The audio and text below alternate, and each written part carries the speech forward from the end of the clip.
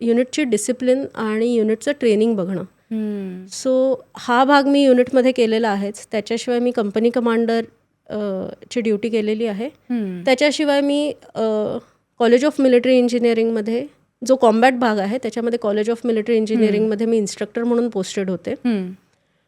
आणि ॲडमिनिस्ट्रेशनचा दुसरा भाग म्हणजे इंजिनियर ऑफिसरला एक रेजिमेंटच्या बाहेर जाऊन टेन्युअर करायला लागतं.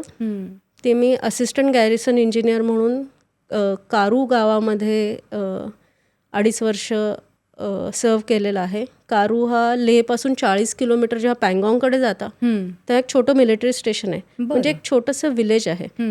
सो त्याचा वॉटर सप्लाय आणि इलेक्ट्रिक सप्लायची जबाबदारी माझ्याकडे होती. जेव्हा मी कारूमध्ये होते तेव्हा अर्थात तिथे नॅशनल ग्रिड नव्हती, त्यामुळे सिव्हिल इलेक्ट्रिसिटी नव्हतं.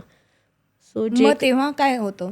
तेव्हा पूर्ण कारू मिलिटरी स्टेशन जनरेटरवर चालायचं. बापरे. सो 24 तास जनरेटर चालवणं शक्य नाही. बरोबर. सो खूप सारे जनरेटर्स असले तरी म्हणजे इतक्या विंटरमध्ये पण -30 डिग्रीजमध्ये पण लोकांना इलेक्ट्रिक सप्लाय देणं, वॉटर सप्लाय देणं वॉज अ डिफिकल्ट टास्क, पण that was my duty at that point.